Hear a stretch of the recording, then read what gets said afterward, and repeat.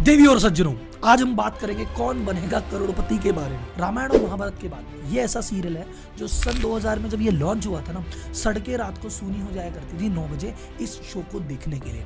इस शो की पावर ऐसी है कि इस शो को करने से पहले अमिताभ बच्चन जी कर्ज में डूबे हुए थे, इनका बंगला बिकने पे आ गया था और आज इनकी नेटवर्थ है 3,500 करोड़ रुपए। और ये सब किसके पीछे? केबीसी के पीछे। ये केबीसी ऐसा शो है जो ना सिर्फ नॉर्थ इंडिया में, साउथ इंडिया में, तमिल में, केरल में, मलयालम में सब में हो चुका है। और ना सिर्फ अमिताभ बच्चन, बड़े बड़े सेलिब्रिटी जूनियर एनटीआर, प्रकाश राज, सूर्या, इन सभी सेलिब्रिटीज ने इसको कभी ना कभी होस्ट किया है। तो आज जानते हैं केबीसी के पीछे की पूरी कहानी क्या है, ये शो कैसे आया था और कैसे आने के बाद इसने सब कुछ बदल के रख दिया।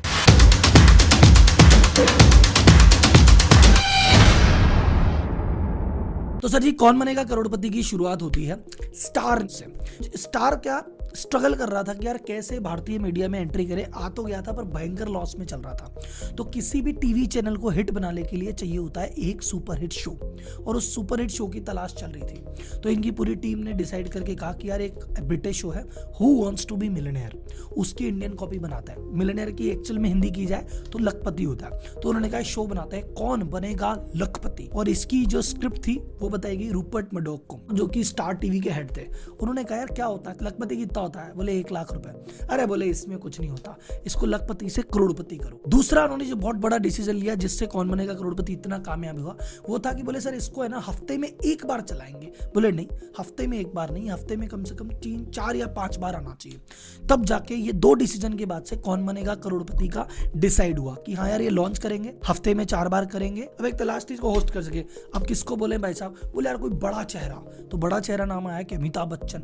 लेकिन उस समय याद करो सन 2000 में टीवी पे काम करना एक तरह से बेइज्जती मानी जाती थी कि भैया जो फिल्म का स्टार है, फिल्म स्टार बड़ी बात, टीवी स्टार छोटी बात। तो टीवी पे तो छोटे मोटे एक्टर आते हैं, फिल्म स्टार तो बड़े पर्दे पे आता है। तो बड़े पर्दे के शहंशाह छोटे पर्दे पे कैसे आएंगे? उनको बात पची नहीं।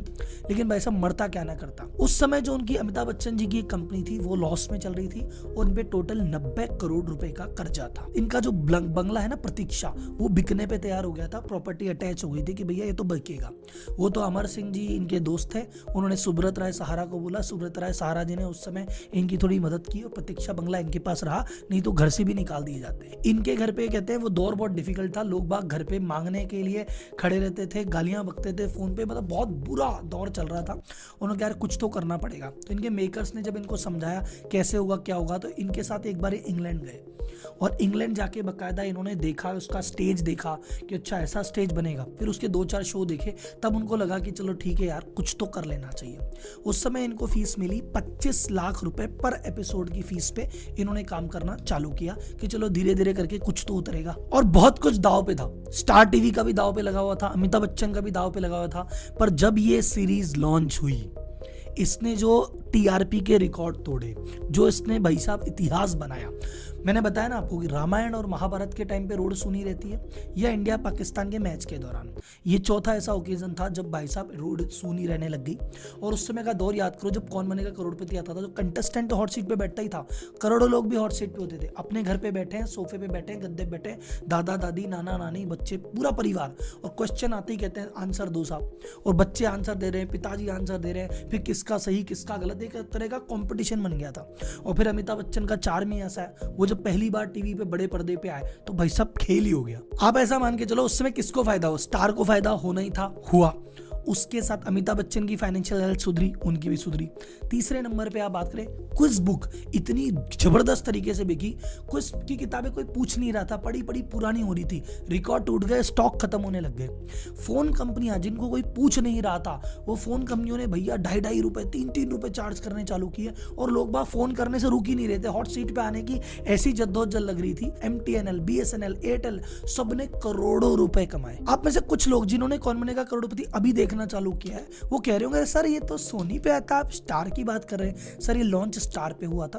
First season, second season, third season star पे ही था, चौथे सीजन से ये सोनी पे शिफ्ट हुआ है। और पहले तीनों सीजन में जब ये आता था, इसके जस्ट बाद आप में से मुझे चैट बॉक्स में बताना कि जैसे ही ये खत्म होता था कौन बनेगा करोड़पति, उसके बाद नेक्स्ट सीरियल क्या आता था? वो आता था क्योंकि सास भी कभी बहू थी। और उसके बाद नेक्स्ट सीरियल क्या आता था, कहानी घर घर की। ये मैं मेरे अनुभव से भी बता रहा हूँ, लेकिन क्या है, ये चैनल की टैक्टिस होती है। कोई भी मोस्ट पॉपुलर शो के बाद में एक शो कर दोगे तो क्या है, जैसे ही कौन बनेगा करोड़पति खत्म हुआ, दूसरा शो चालू हो गया। अब सारे लोग तो बैठे ही थे, बोले चलो ये भी देख लेते हैं। तो कौन बनेगा करोड़पति के साथ साथ, क्योंकि सास भी कभी बहू थी भी चल गई और स्मृति ईरानी का करियर भी उसी समय बम्प कर गया। केबीसी की जबरदस्त शानदार सफलता को देखते हुए इंडिया में क्या हुआ, वही जो हमेशा होता है, कुछ नया आइडिया दिमाग में तो आता नहीं है। किसी का चल रहा हो, हम भी करेंगे, कूद गए मार्केट में। और अब मार्केट में टेम्पलेट सेट हो गया कि भैया एक काम करो, एक बढ़िया सा शो लेके आ जाओ और एक किसी ढंग के सेलिब्रिटी को ले लो।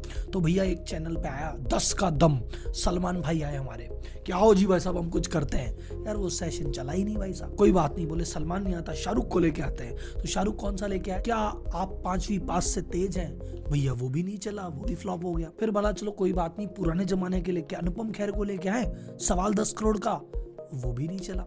चलो गोविंदा ट्राई कर लेते हैं, जीतो चप्पर फाड़ के, वो भी नहीं चला। तो अमिताभ बच्चन के कंपैरिजन में उस समय जितने भी कुछ शो लॉन्च हुए, जितने भी प्राइज मनी के, कोई भी चलने को तैयार नहीं था, क्योंकि इसका जो सॉस था ये ओरिजिनल था।